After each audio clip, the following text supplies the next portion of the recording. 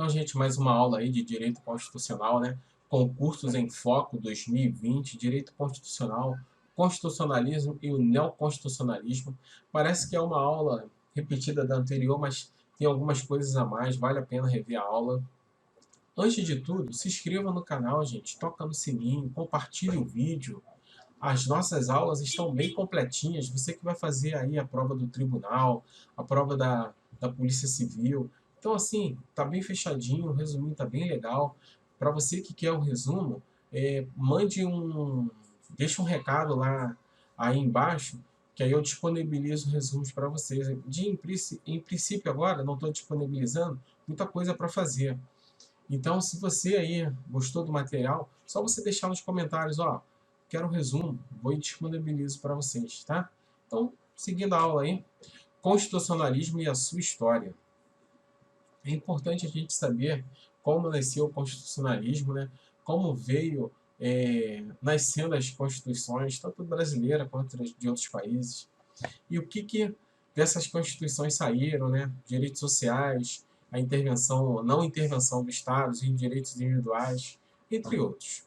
A ilação, ou seja, há de se concluir, de inferir do constitucionalismo, então se conclui, né, do constitucionalismo, com a proteção de quê? Dos direitos fundamentais. Então, o que a gente pode inferir ali, o que a gente pode concluir do constitucionalismo? A proteção dos direitos fundamentais. Foi o que incrementou substancialmente o constitucionalismo. Foi o que incrementou substancialmente o quê? O constitucionalismo. O quê? A proteção dos direitos fundamentais. Então, como movimento em rumo de uma igualdade cada vez maior entre os homens, concluiu Tocqueville no século passado. Uma conclusão de Tocqueville, né, que a proteção dos direitos fundamentais foi o que incrementou substancialmente o constitucionalismo.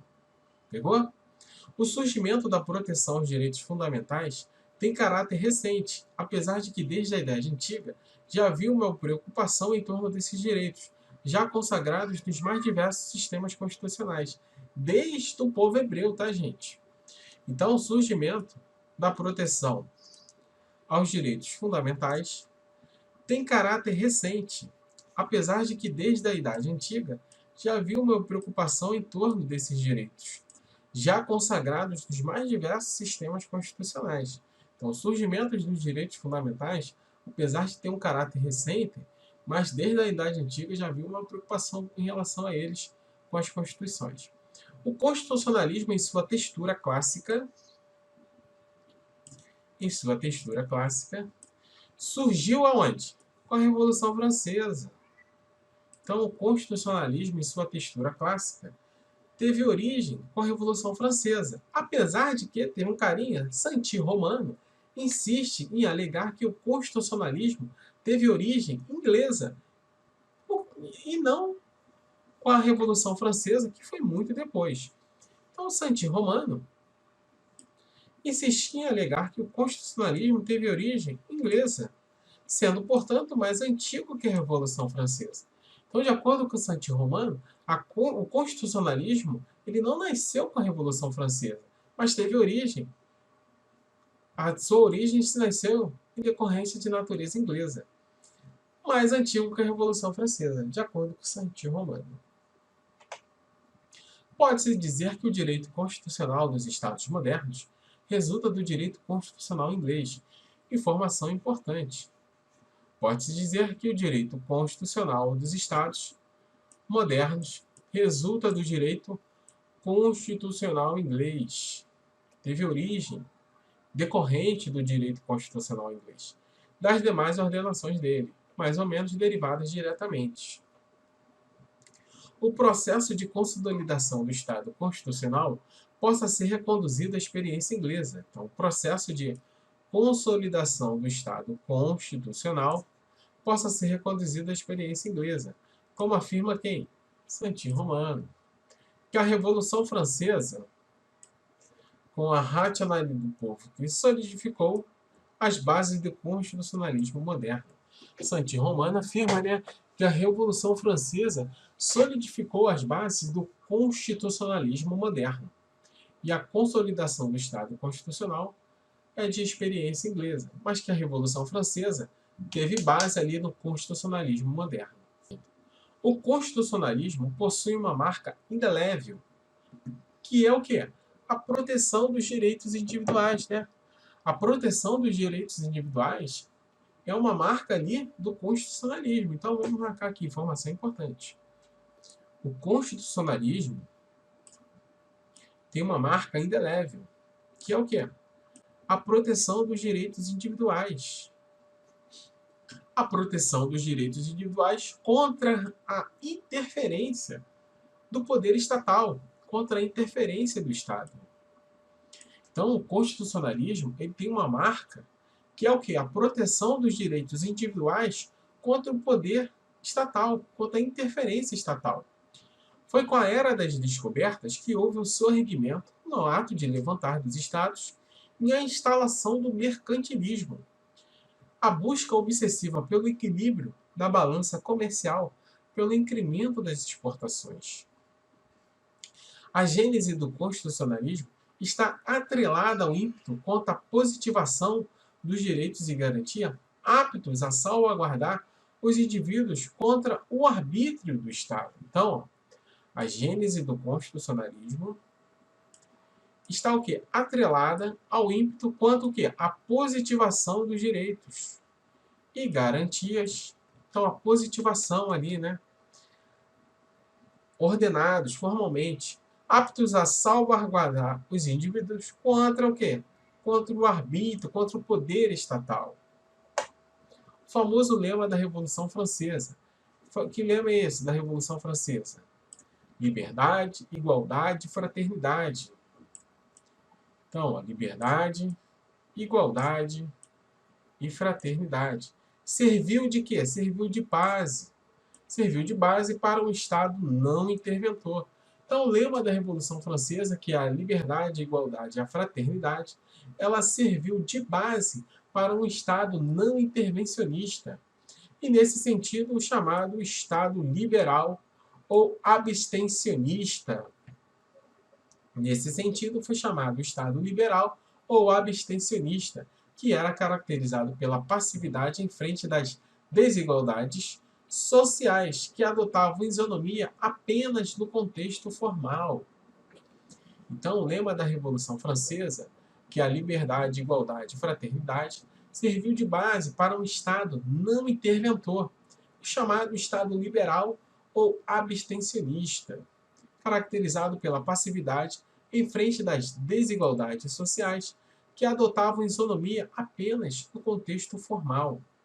A consolidação ou a racionalização do poder político significava simplesmente a necessidade de um estabelecimento dos direitos individuais e a tripartição das funções estatais nas constituições. Então, a consolidação ou a racionalização, né, do poder político significava simplesmente uma necessidade dos direitos individuais e a tripartição das funções estatais nas constituições. O iluminismo é o gestor do fenômeno da racionalização, gente. Então, o iluminismo é o gestor da racionalização do poder político. Então, o iluminismo é o gestor da racionalização do poder político, que veio induzir, né, que veio incorporar os direitos individuais, veio induzir a incorporação dos direitos individuais clássicos às constituições modernas. Então, o iluminismo, que é o gestor da racionalização do poder político, veio induzir a incorporação dos direitos individuais clássicos às constituições modernas. Informação importante. E o fato determinante foi o artigo 16 da Declaração Francesa de 1791. O Estado liberal notabilizou-se pelo sentido abstenteísta. Abstenteísta, que se abstém, não está presente, que não participa. Com o fruto no laissez-faire, essa frase francesa aí, que significa deixa passar, deixa o mundo seguir sozinho. Não conseguiu justificar suas premissas no plano da vida em sociedade. Por esta razão, eclodiram vários movimentos, dentre eles a Revolução Mexicana e a Revolução Russa, que contribuíram para o aparecimento do chamado quê? Constitucionalismo social, gente. Informação importante. Então, o Estado liberal, pelo sentido absenteísta, né? Que não está presente, que não participa, acarretou várias revoluções, dentre elas a russa e a mexicana, que contribuíram o quê? Para o chamado constitucionalismo social. Em 1910 e em 1919, contribuíram para um Estado socio-ideológico que prima pela possível intervenção do Estado, aonde? No domínio econômico e na busca de uma sociedade mais justa e menos desigual. Olha a informação importante, gente. Então, no domínio econômico, na busca de uma sociedade mais justa e menos desigual. Então, o iluminismo, que é o gestor da racionalização do poder político, veio induzir a incorporação dos direitos individuais clássicos às constituições modernas. Ponto. O Estado liberal, pelo sentido absenteísta, sentido de se abster, de deixar passar, não participar, acarretou o quê? Acarretou vários tipos de revoluções. Dentre elas, a Revolução Mexicana e a Revolução Russa, que contribuíram para o chamado constitucionalismo social. A Revolução Mexicana e a Revolução Russa contribuíram para o constitucionalismo social, que prima pela possível intervenção do Estado no domínio econômico, na busca da sociedade mais justa e menos desigual. Em resumo, o termo mostra os ideais defendidos pelo liberalismo. Isso é, as instituições privadas podem solucionar os seus conflitos e as suas questões sem interferência estatal. Então, em resumo, o termo mostra os ideais defendidos pelo liberalismo. Isso é, as instituições privadas podem solucionar seus conflitos sem interferência do governo, sem interferência estatal.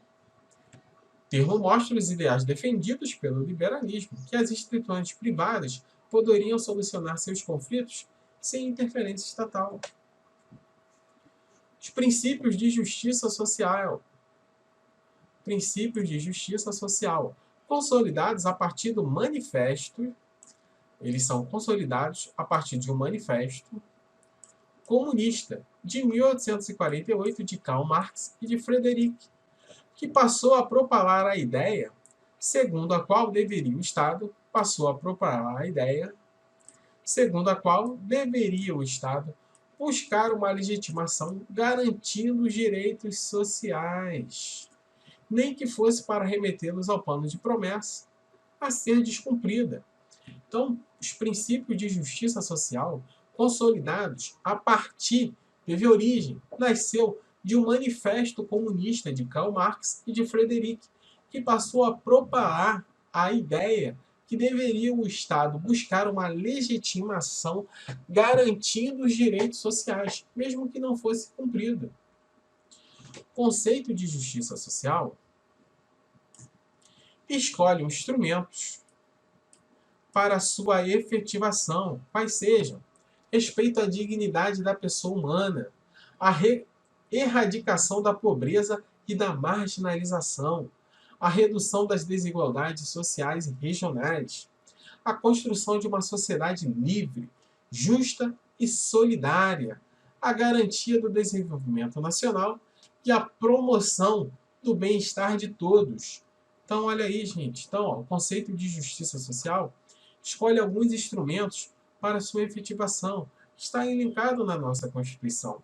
Respeito à dignidade da pessoa humana, a erradicação da pobreza e da marginalização, a redução das desigualdades sociais e regionais, a construção de uma sociedade livre, justa e solidária, e a garantia do desenvolvimento nacional e a promoção do bem-estar de todos.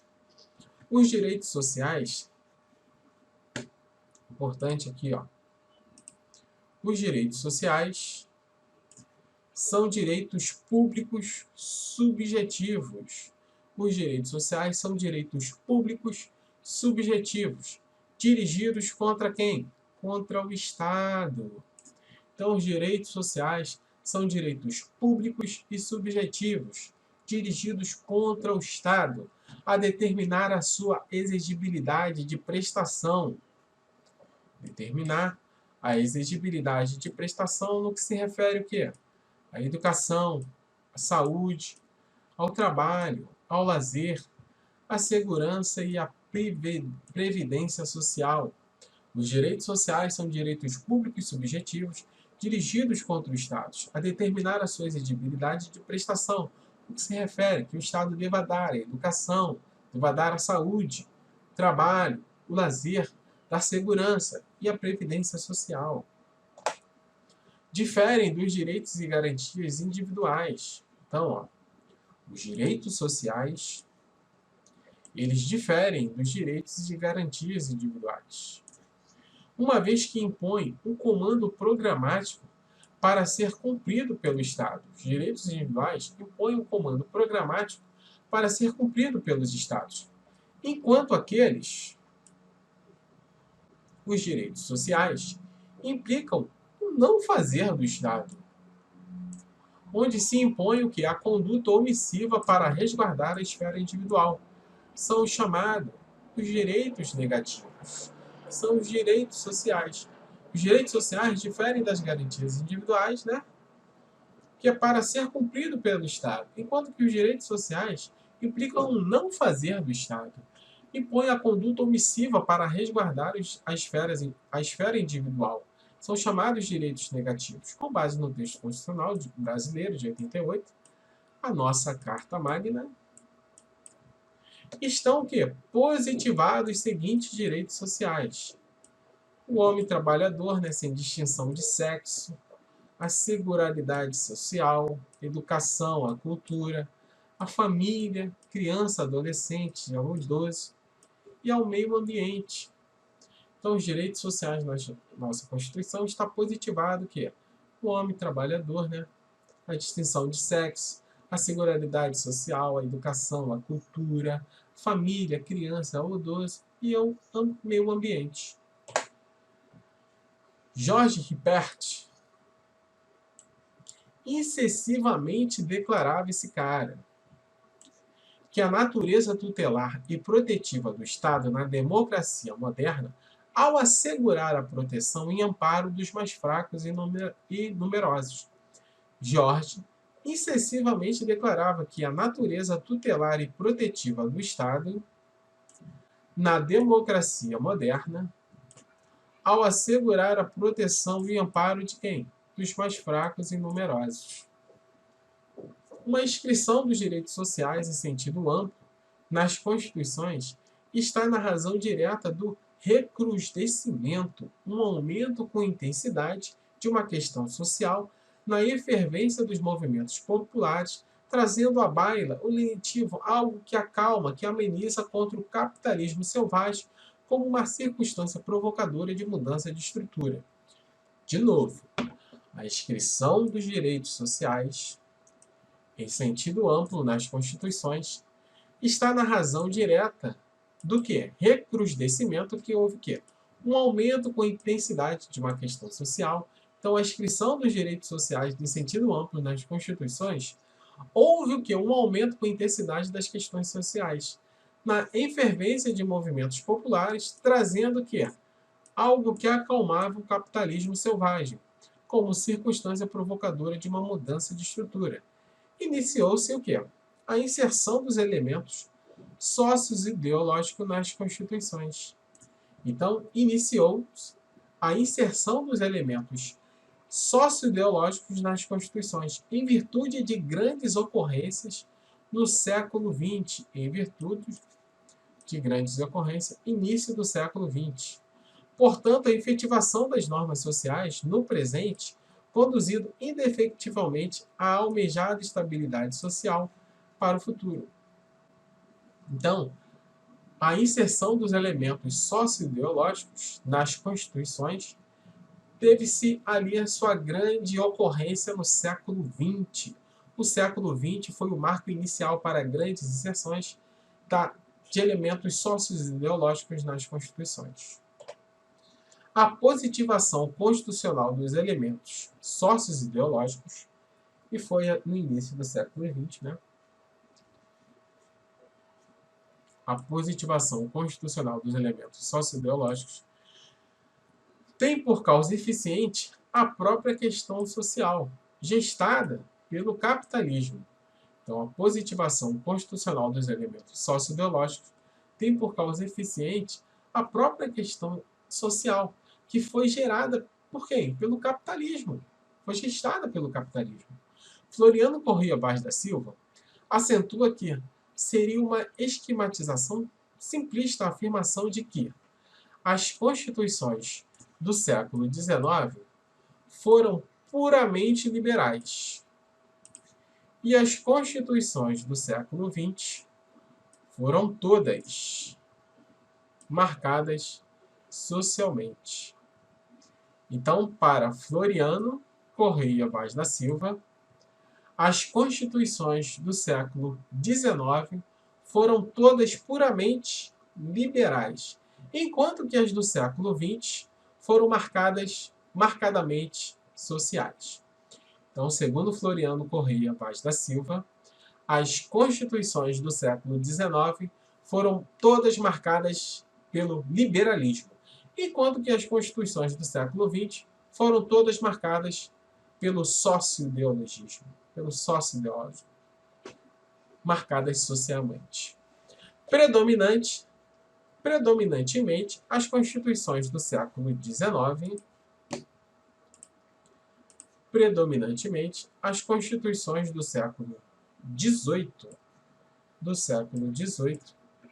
como a norte-americana e a francesa, consagram o quê? O liberalismo-individualismo.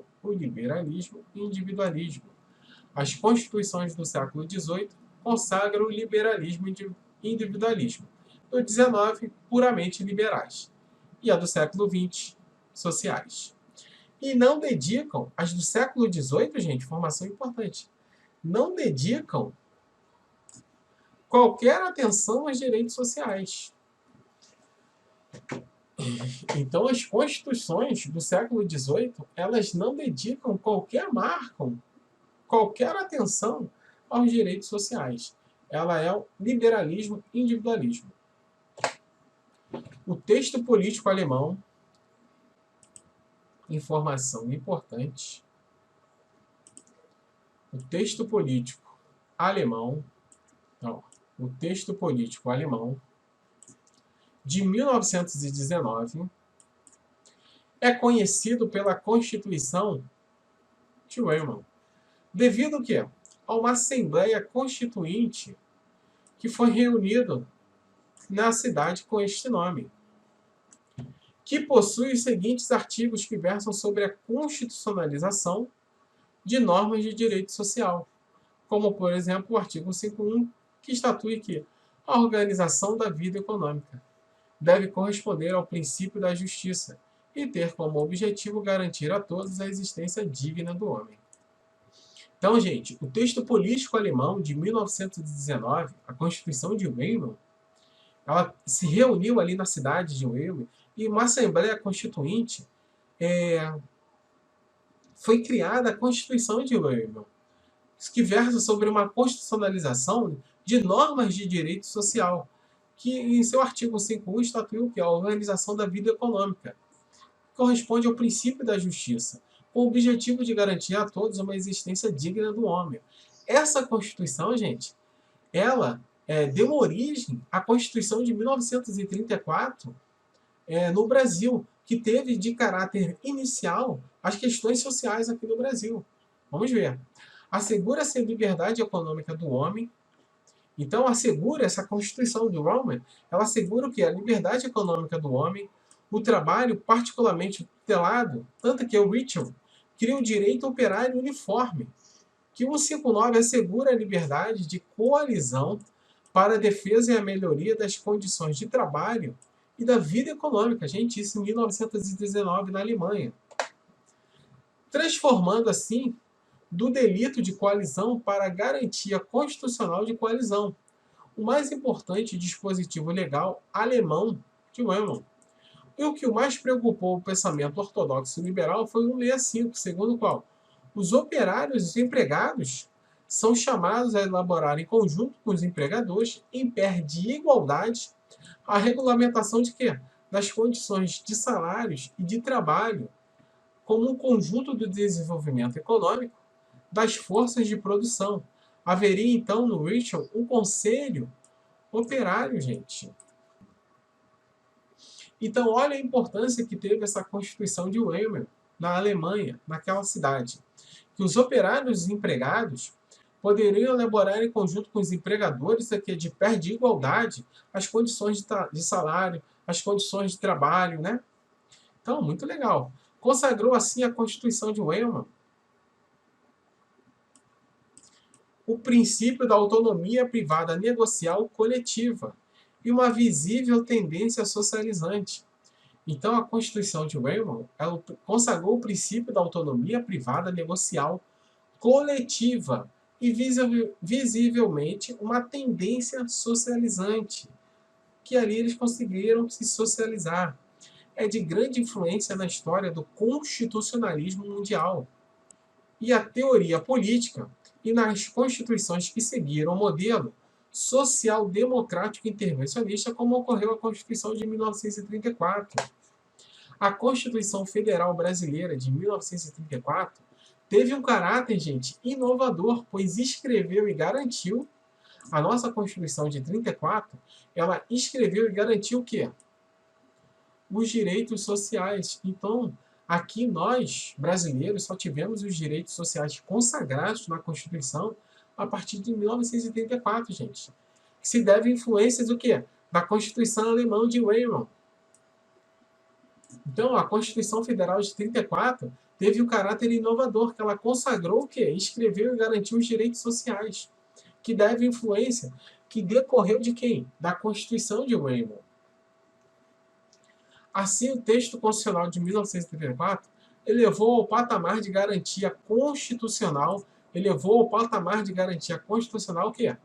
Os direitos dos trabalhadores, gente. Então, os direitos dos trabalhadores só foi positivado na Constituição em 1934. O quê? 8 horas diárias de trabalho, salário mínimo, férias anuais, instituiu a Justiça do Trabalho, além das normas disciplinadoras da ordem econômica e social. Então, como teve importância aquela Assembleia Constituinte naquela cidade alemã para o povo brasileiro. O texto constitucional de 1934 elevou o patamar de garantia constitucional dos direitos dos trabalhos, como 8 horas diárias, salário mínimo, férias anuais. Instituiu a Justiça do Trabalho, além de normas disciplinadoras da ordem econômica e social. A Justiça do Trabalho foi criada pela Constituição de 1934. A Justiça do Trabalho foi criada em 1934. Enquanto que a Constituição Brasileira de 1946, somente em 1946, gente, foi conferido o quê? O caráter jurisdicional. Então foi criado a Justiça do Trabalho foi criado na Constituição de 1934, enquanto que o caráter jurisdicional somente em 1946. Triste, né? Mas ainda bem que foi. Foi a Constituição de 1934 o nosso marco histórico no constitucionalismo social.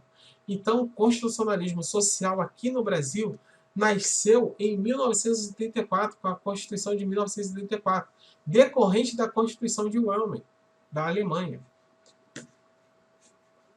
E a Constituição de 1988 impôs a sua plena consagração, princípios de Turhan, né, gente, no direito penal. Legal, né? O termo constitucionalismo é polêmico e se pode identificar 4 diferentes acepções. E por derradeiro, temos a terceira acepção, que diz ser possível indicar certos propósitos das constituições que sintetiza a evolução histórico-constitucional do Estado. Para Canotilho,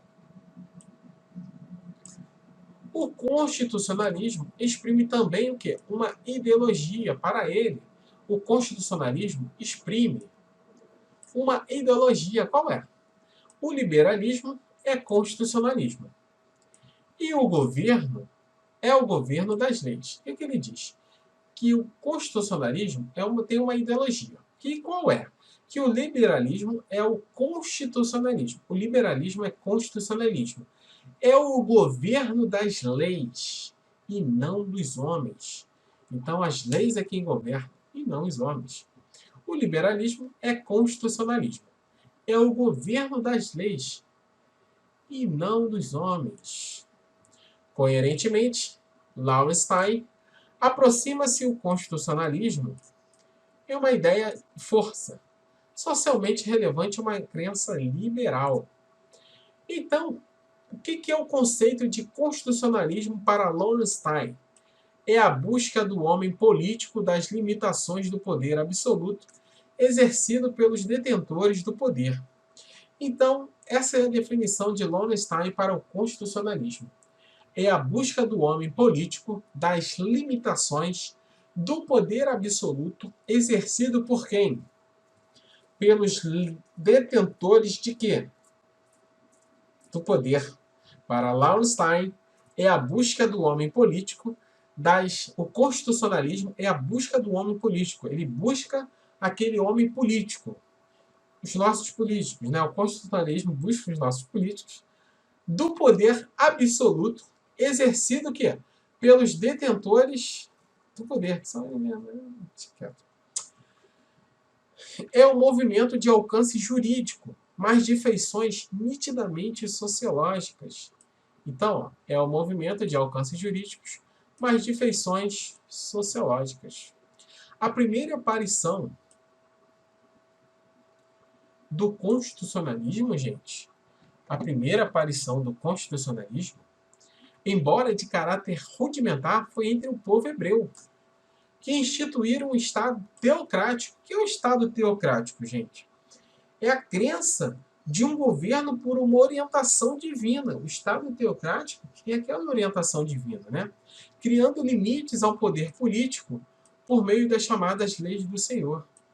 Então, a primeira aparição do constitucionalismo se deu entre o povo hebreu, que instituíram o Estado teocrático. O que é o Estado teocrático? Significa que uma crença no governo por uma orientação divina, criando limites ao poder político, tendo limites ao poder político, por meio das chamadas leis do Senhor.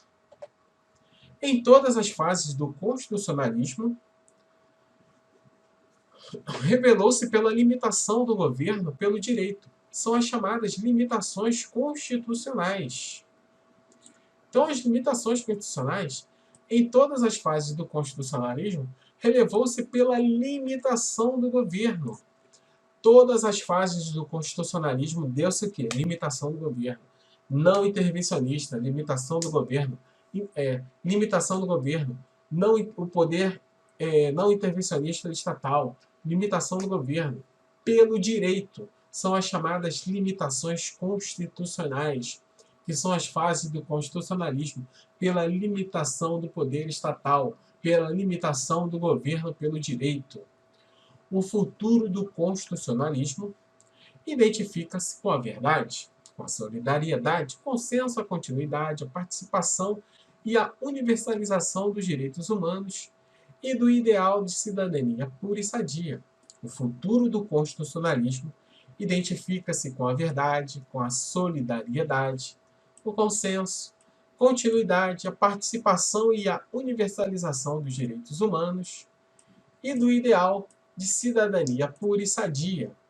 Vamos ver agora o conceito de constitucionalismo. Vamos ver ele em sentido amplo. É um movimento intelectual que valoriza o quê? A Constituição. Então, o constitucionalismo em sentido amplo ele é um movimento intelectual que valoriza a Constituição. Constitucionalismo em sentido amplo, ele é o que? É um movimento intelectual que valoriza a Constituição. Vamos ver agora em sentido estrito. Constitucionalismo em sentido estrito diz respeito à garantia de direitos e à limitação do poder estatal. Então, em sentido amplo, o constitucionalismo é um movimento intelectual que valoriza a Constituição. Em sentido estrito, diz respeito à garantia de direitos. Então, nós temos ali a garantia de direitos e a limitação do poder estatal. Garantia dos direitos e a limitação do poder estatal. Enquanto que, em sentido amplo, é um movimento intelectual que valoriza a Constituição. Que o que está dentro da Constituição?